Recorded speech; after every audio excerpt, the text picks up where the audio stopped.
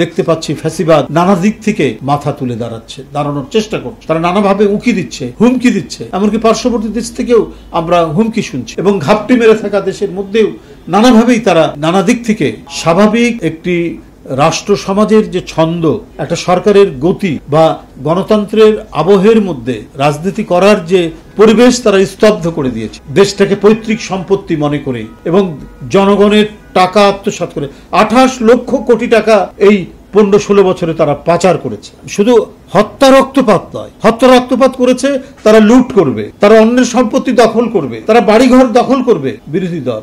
আর এই জন্য কেউ যেন কোনো টু শব্দ না করে, এই কারণেই তারা আন্দোলন, এই কারণেই তারা কণ্ঠের আওয়াজ পেলে সেটাকে রক্তাক্ত পন্থায় স্তব্ধ করেছে। এটাই তো ফ্যাসিবাদ। কারণ তারা সুখে শান্তিতে প্রজন্মের পর প্রজন্ম, শতাব্দীর পর শতাব্দী থাকবে, এই ছিল তাদের মনোবাঞ্ছা। বাংলাদেশের শক্তিশালী থার্মিক স্টিল বার ফেমাস স্টিল লিমিটেড। না হলে একটা দেশ থেকে 28 লক্ষ কোটি টাকা পাচার করতে পারে একটি রাজনৈতিক দল? ন্যূনতম দেশপ্রেম থাকলে তো এটা হওয়া সম্ভব নয়।